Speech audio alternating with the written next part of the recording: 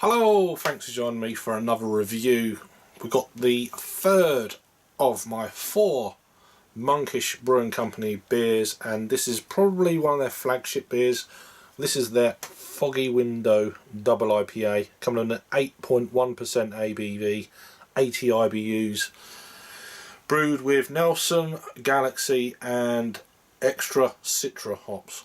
Whatever extra means, but yeah, so it's a 1 pint 16 fluid ounce can, 8.1%. this has a canned on date of February the 12th of 2019.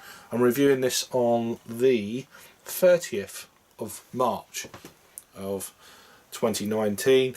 This was, as you know,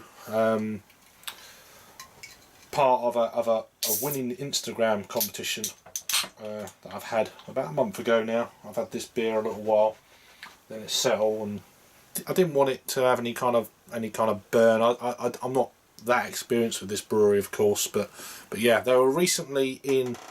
I think they had this on tap at the beginning of March. Cloudwater's friends and family, or that beer festival up in Manchester. They had this and another beer, I can't think.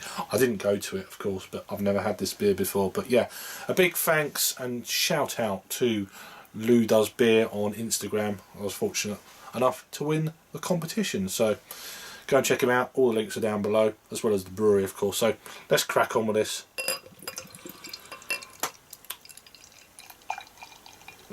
So it's pouring a very kind of light yellow at this point. Leave a little bit there. So it's just below a 1 finger pure white head. It's kind of, yeah, haze for days, as you'd expect. It's kind of, yeah, of a medium. Yeah, it's actually quite dense, actually. Yeah, so real kind of, I thought it was a little bit lighter than that, but it's not. It's quite a dense looking orange kind of haze, breakfast juice looking beer, as you expect this sort of thing. Let's say it's a double Imperial IPA, so of course it is. Let's get an aroma then on this rather fine, beautiful looking beer. Wow, okay. Getting lots of kind of cereal notes. It's more of that kind of flaked, I don't know if there's flaked oats in this or something like that, but there's almost like a, yeah, definitely getting the grains, maybe a little bit of kind of breadiness to the malts. But yeah, away from that, you got your like tropical fruits, notes of like citrus, pine, yeah, grapefruit, a little bit of kind of the pale stone fruits. It smells smooth mouthfeel. It just I don't know why.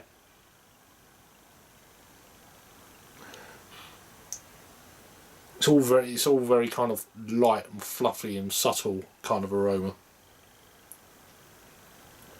Maybe a little bit of passion fruit in there.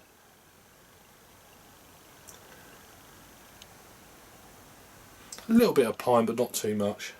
Yeah, let's just go in for it. Cheers. Cheers, Lou.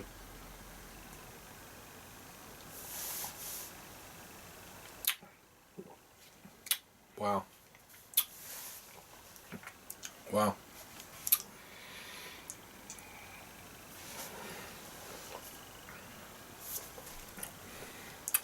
Very light, fluffy.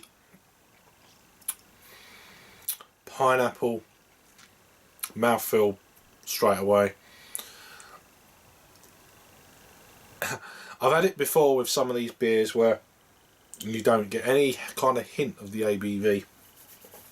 There is a little bit more body in this, just to give you that kind of inclination that, yeah, it's a higher ABV beer. It's still not tasting like 8.1, but yeah, but the malt, it's not like, it's not malty or nothing like that, but I'm saying you're getting a fine balance between the malts and the hops on this one, for sure. A little bit more body, gives you that kind of inkling of it's a bigger beer, which on other beers, probably I think it was the Sticky Green and Bad Traffic, that was more of a kind of a dangerous beer. I can't remember what the ABV of that one was. So it was an 8.4, and that was just smooth as silk, just amazing.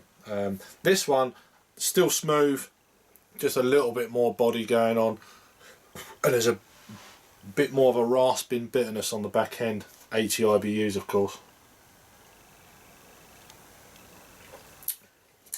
Oh, yeah. Lovely kind of grapefruit.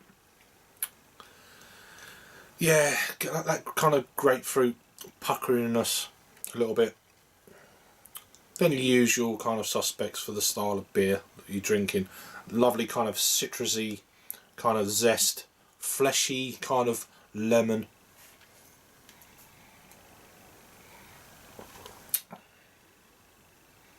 But then there's that lovely kind of malt backbone to the beer that's coming through a little bit.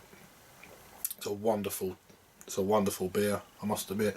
It hasn't got quite the mouth feel, I would say, as I said, this. But it's still there. It's still on that kind of like pretty amazing mouthfeel.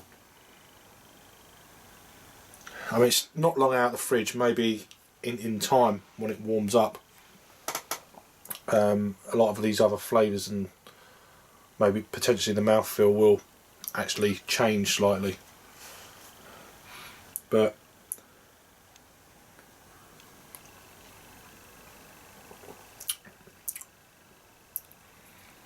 yeah, passion fruit. There is a kind of a slight nectarine kind of pale stone fruit quality with the beer as well. But you're definitely picking up a little like cereal quality to the actual malt bill. Beautiful beer. There's not much information about this on Untapped or anything. I haven't done any kind of research on like Rate Beer or Beer Africa or anything. I can't be bothered. But yeah, this is it's just a real. I feel very lucky. I've not long had my birthday and wasn't in the mood to drink around my birthday period for some reason. But yeah, the following weekend now, I'm like, yeah, I fancy a few beers. So yeah, it's a real like absolute pleasure to get hold of these. I think they had this recently in the two Cloudwater places, one in Bermondsey and Manchester. I think they had like a can release with these and a few other bits and bats, which is pretty amazing. But it just coincided with me actually getting these as well for free, so that's pretty damn cool. One more mouthful, and a rating. Yeah, beautiful beer. For me, it's not quite up there, I don't think, with the Sticky Green. I can't even remember what actually gave that, incidentally. Not that it matters. But I'm still going to give this a pretty damn high rating of a 9 out of 10. It's a 4.5 on the Untapped scale. It's probably the same as that beer before, but I can't remember. But yeah, it's still very good, of course. One of their flagship beers. Foggy Window from Monkish out of Torrance, California. Just thought I'd add that. So on to Untapped then. This has had 9,565 total check-ins on this one. It's had 231 in the last 30 days. This beer has been around since the 23rd of April of 2016. Obviously various batches and stuff. It's had 6,710 actual ratings, and it's coming in at 4.46. 4.46 for almost 7,000 ratings, which is wow. That is just like, that is pretty damn high. But yeah, I'm giving this a 4.5. It's about that sort of thing. Yeah, amazing. No other information on here. Check out all my links below. I might set up a playlist for this brewery now that I've got a few been very fortunate to have a few beers from this brewery. Thanks again to Lou for shipping me out these beers from New York. It must have been really expensive for you, but I really do appreciate it. And maybe in the future, when I've got a bit more money together, I'll send you some stuff over from the UK. But yeah, so go and check him out. Check out Monkish Brewing Company down below. Thanks for watching. Let me know if you've had this in America. Anyone who is unfortunate to watch this review, let me know if you've had this one on this can on date, which again is the February the 12th of 2019. Anyway, I'm waffling now. Thanks for watching. If you're new to the channel, of course, please subscribe. That'd be really cool, and all that jazz. And I'll see you in the next review. Cheers.